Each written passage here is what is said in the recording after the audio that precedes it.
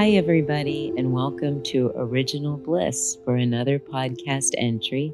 I'm Susan Amorose, and on behalf of myself and Erica McIlroy of Green Heiress Retreats, we welcome you, and we welcome our very special guest, Peter McIlroy. Peter, it's great to have you. Yeah, thank you so much for having me, Susan.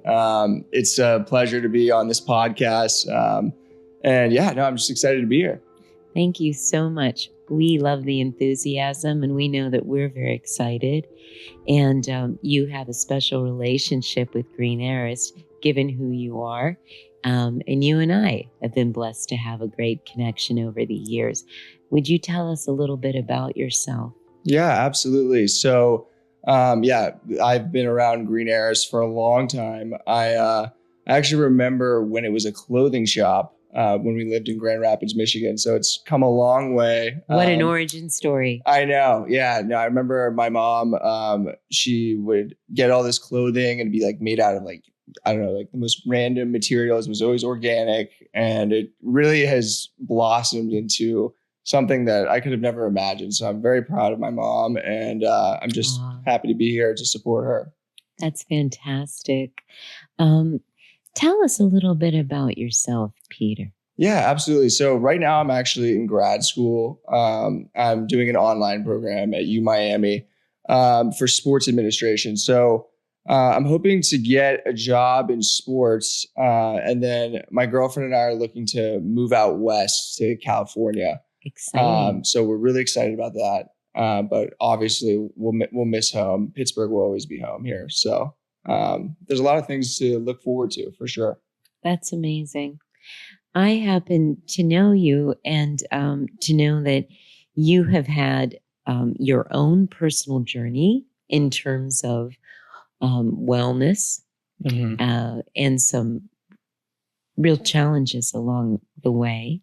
And I was wondering if you could share just a little bit about that. Yeah, absolutely. I mean, I think just with anybody, everyone's going to face challenges in their life. Absolutely. It's always a roller coaster. It's always going to be up and down. But I think, for me, it's been just learning through those experiences. And I don't think I would be where I am today without that adversity. I've had some minor health issues. One of them was most recently last year. I had a sequence of multiple different concussions. Yes. And that's something that affects a large segment of our population.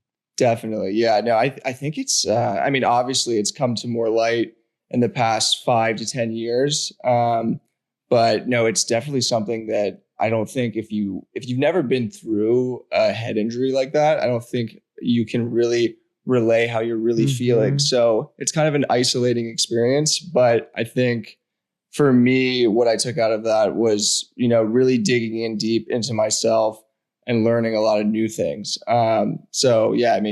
Sometimes whenever you go through adversity, when you almost become desperate, you start to really dig into yourself and do things that you wouldn't usually do. Like I don't know. Right. I'm not really the kind of guy that's going to be just laying in the grass and just meditating. So I have to be really desperate to be doing that. And I really was. Yeah. I was digging up mulch and touching trees when I was walking around. Whatever it takes. Whatever it takes. Yeah. And I actually did find that, I did find within myself that being connected to nature was a big aspect of my recovery, and also just keeping a clean mind and just walking. Yeah, just doing a lot of that stuff. Had to be very patient with it, but I think because I went through that last year, it really made me more spiritual, I guess, in a way. That's really beautiful. It's incredible how some of our greatest adversity really plays a role in giving greater meaning as well as purpose to some suffering. Yeah. Can you talk about that, Peter? Yeah. So I'm sorry, what was the actual question? How did you find purpose and meaning through that particular Oh struggle? yeah. So I mean, in terms of just finding meaning towards that adversity, I think I really had to like dig into what what I was going through on a day to day basis, and really trying to. It's not easy to find meaning as you're going through the process, but once you reflect back on it, I think I really like appreciated my time, just like I was doing a lot of praying, and, I was doing a lot of different yoga exercises and meditation. And I started to realize that, I'm actually appreciative of that moment, like of that phase of my life, because I think it really grounded me and balanced me. So it was hard to say during the time, because it was obviously like, I had to be very patient with that whole process. But looking back on it, I think I learned a lot about myself, and it taught me patience. It taught me, Right. a lot of different things about myself. So You mentioned nature as part of the prescription. Can you talk a little bit about how connecting to nature worked for you? yeah. So I mean, I don't know exactly where I heard this, but I think I was listening to a podcast, and I don't know the name of the guy, but he was really a specialist in meditation, and it was going over some of like the three pillars of how to meditate properly, and it's finding a quiet space, the basic things that you think of. But the third part of that was actually being immersed in nature, and Mm-hmm. that was something that I didn't realize, because I just thought, you just Right. sit down and you like just stare at a wall or make like sounds. Like I didn't really understand Of it. course. So and for me, like I used to like see my mom like being like in some kind of like yogi pose, and I used to like make fun of her, but now I get it. And so I would really just get in like a nice plane of grass. I would sit there and I would really just reflect on my thoughts and just try to really have no thoughts for a while. I think that really kind of healed my mind in a way. And I think it was a big part of my recovery there. Isn't that fascinating how essentially emptying that mind helped to heal it? Yeah. A literal brain injury. Yeah, no, absolutely. I mean, I was trying absolutely everything. I was listening to sound frequencies. I was doing like even like I was like putting my feet up on the wall and trying to get like circulation to my head. I was getting desperate, and to the point where I didn't know if I was ever going to recover my full cognitive function. I imagine that was the worst part of all of those challenges was the insecurity around healing. Yeah, no, absolutely. I'm a very social person. I like to be around people. Right. And I started to notice that I was fading rooms. I was leaving early. I think that New Year's Eve, I went to bed at like 10 o'clock. That's just not me. Right. So yeah, no, it was definitely a different period of my life for sure. What perspective did that give you? I just think that it gave me a completely different perspective. It's easy to start off life and you really just have one lens. Right. You kind of like are who you are and you do what you do. And then until something gets taken from you, that's probably what's going to happen. And you don't realize that at the time, but I feel like, whenever you aren't able to do something and you are you're not physically able to do what you're accustomed to doing, it definitely gives you a completely new perspective and appreciation for once you get back to doing those types of activities, for sure. You're very much a born leader. And I don't think anyone needs to know you for more than a couple minutes to get that sense. And what I hear behind everything you're sharing today, Peter, is you did take a deliberate lead in your own healing journey. Yeah, absolutely. I remember I think it was last year around this time. I think it was March of last year. I wasn't showing much sign of recovery. I went all the way I went to Palm Desert for 2 months, and tried to do like the Zen yoga thing, touch the trees. I mean, it was helping a little bit, and it definitely like gave me that perspective and peace of mind, but it's still just the fog was not fully going away. And it really, I really had to take it upon myself to be like, look, I need to figure this out. And like, I'm not going to stop until I don't. And so I remember I found this program online. It was specifically for concussions, like prolonged concussion syndrome.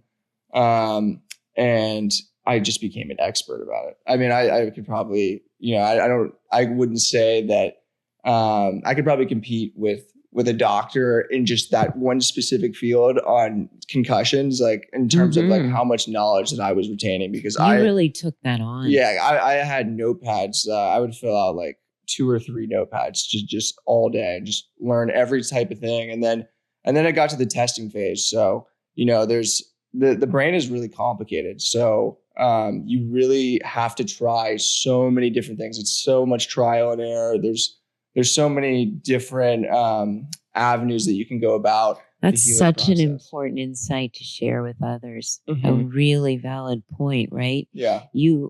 This was not a linear takeoff, a trajectory upward. Yeah. You had a few false starts and a lot of experimentation. Absolutely. Yeah. No. So I think that it probably took me about a month to 2 months after I started that program. Once I started to try probably about 10 to 15 different things, something started to stick. And, sometimes that's what it takes. I remember I was doing a lot of cardio and a lot of different, I think the main component with concussions, not to make this all about concussions, but I think the main component with that is whenever you retain a concussion, the first thing people say to you is, oh, like just take it easy, like go into a dark room and just rest and like just do that and like just see how you feel in a couple days and then slowly get back into things.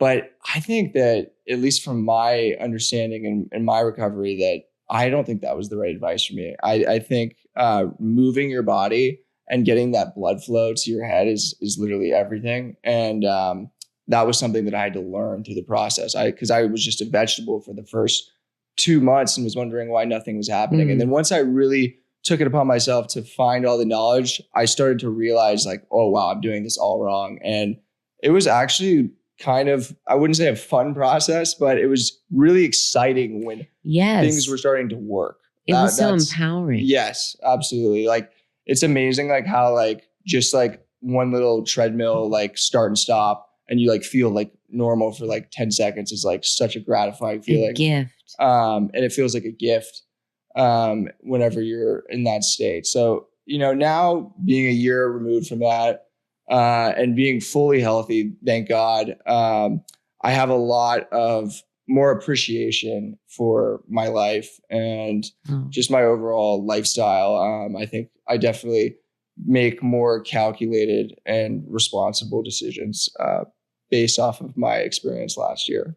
That's really a very powerful statement. How did that change the way that you relate to other people? Did it affect your relationships? I know it inevitably had to have affected many of your relationships in the moment. Absolutely. Yeah. So I think the main thing that I learned, like whenever you're out of the social scene and you're not able to go out and do the things that you're used to doing and seeing the people you're used to seeing, you lose touch with about 95% of the people.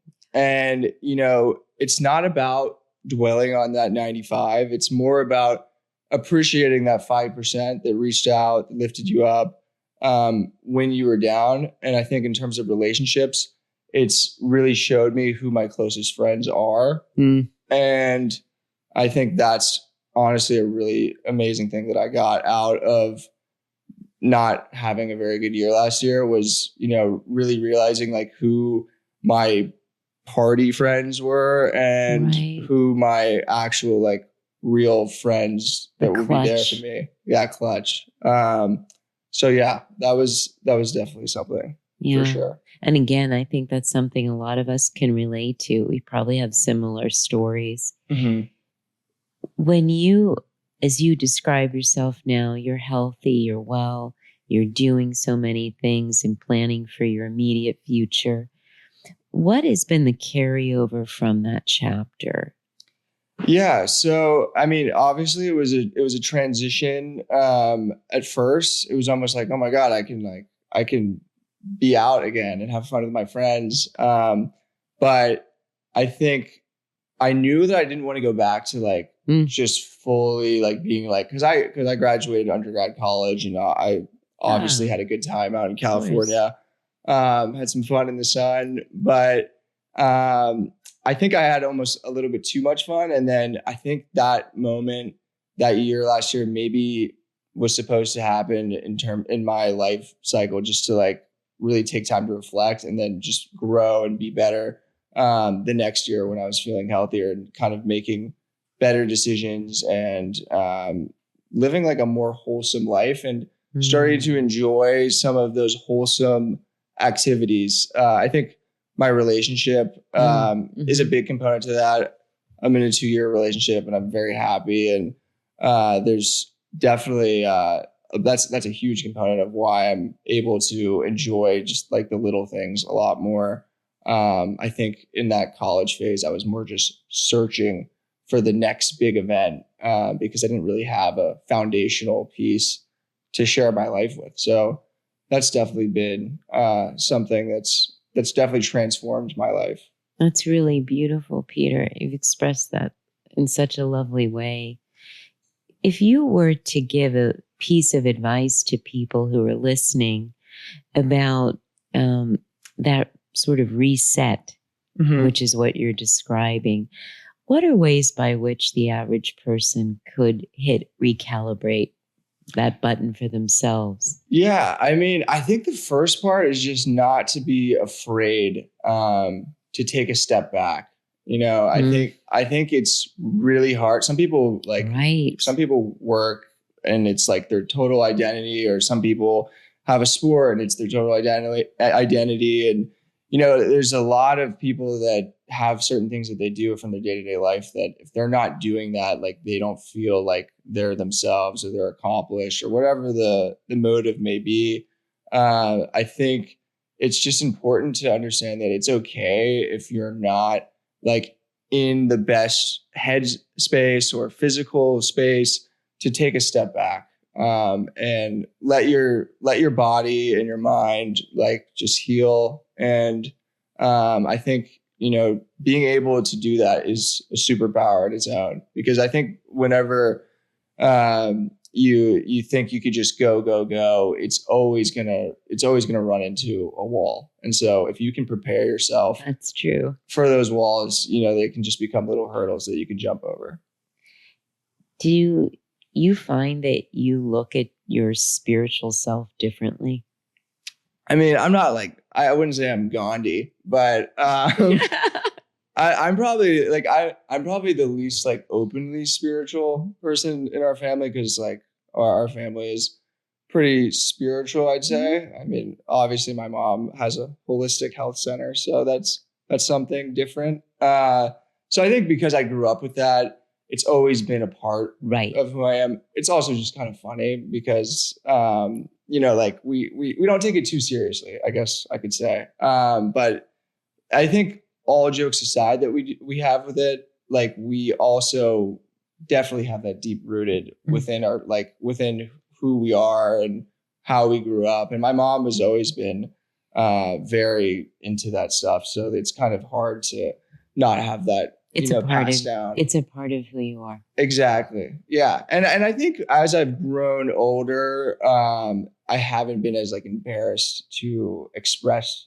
those that happens, doesn't different it? things. Yeah. I don't think it's like the popular thing to do in high school, to be like on all fours, like but you know, I think as you grow up, you start to realize that stuff doesn't really matter. And you know, it's definitely been an important part of my life. So whenever you think about your wellness, How has it changed your relationship, I would just say, with fear? Yeah. With fear, I would say that's a good question. I mean, You had so much uncertainty for a protracted period of time, and mhm. I know you had to have been dealing with fear in such a acute way. Yeah. I mean, I never thought of it in a fear sense, but I think now that you mention that, I think whenever I was going through that recovery phase, I think my major fear was, what if this stuff doesn't work out? The doubts, the Exactly. whispering thoughts in your head. And, especially whenever you have a head thing going on, your Oh, head's already like mumbled, jumbled, like, and then you have all these compromised. other doubts in your head on top of that. So it's really just a snowball effect. And I think that in terms of the way I dealt with that was just to like not get too low and not get too high during the process, and just kind of just trust the process, I Kind guess. of like the middle way. Yeah. Yeah. Because you couldn't, because it really is, it's just a gradual incline. So you have to Mm. allow it play its course out. Um, but yeah, and then I think now I'm such a health freak in terms of, like I sauna like once or twice a day. I do hot yoga. I do infrared lights. I think some of it is I just don't want to age, but also I Whatever know, the motivation. yeah, whatever that is. But I think also it's to not get back to that state, and I think those things have really helped with my recovery. So I have Yes. kept that routine with me, even as I've been better. That's impressive. Yeah. Yeah. Um, for people who are listening to this right now and maybe grappling with some of their own uncertainties or some of their own pain, what would you say to them at this point?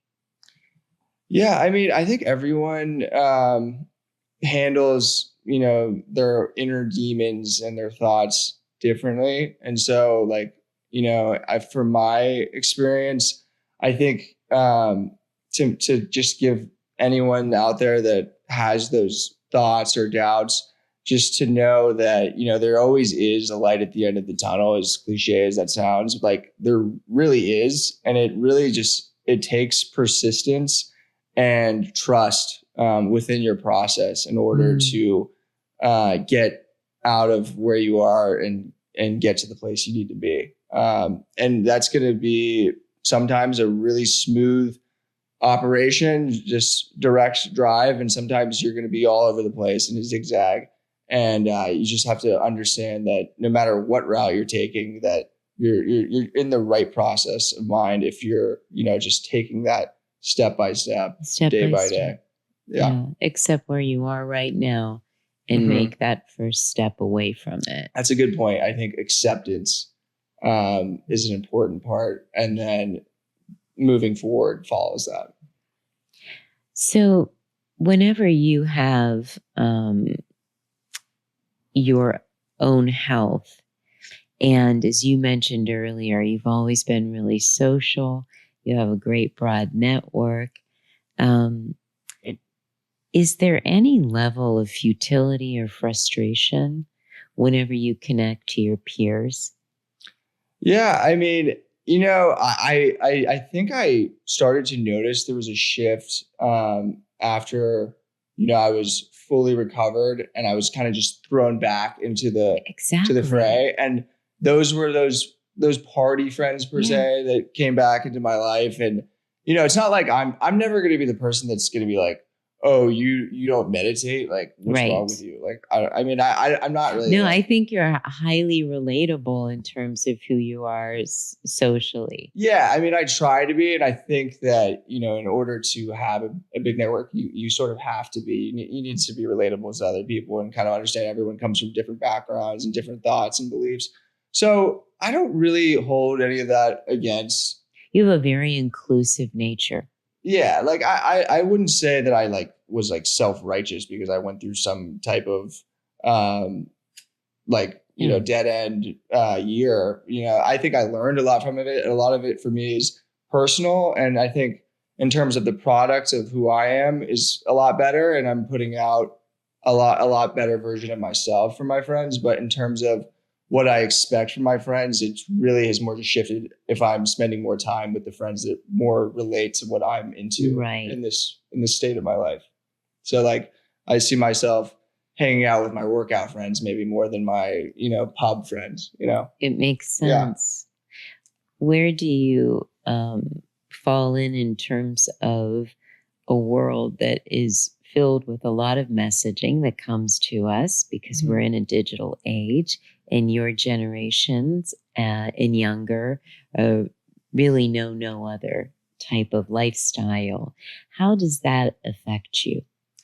Yeah, I mean, I think I was like the last baby that can maybe say that I lived in the non-digital phase, 1999. So I'm right on the cutoff, but really like since middle school, everyone has sort of been glued to their phones. And I think it's not really going to go back at this point. And I think just in terms of like your wellness journey, I think that's a big disruptor in terms of, talk a little bit more about that. Yeah, I think for me, the whole concussion thing I went through last year, I noticed the less time I spent on my phone, the more at ease I felt within my process of recovering.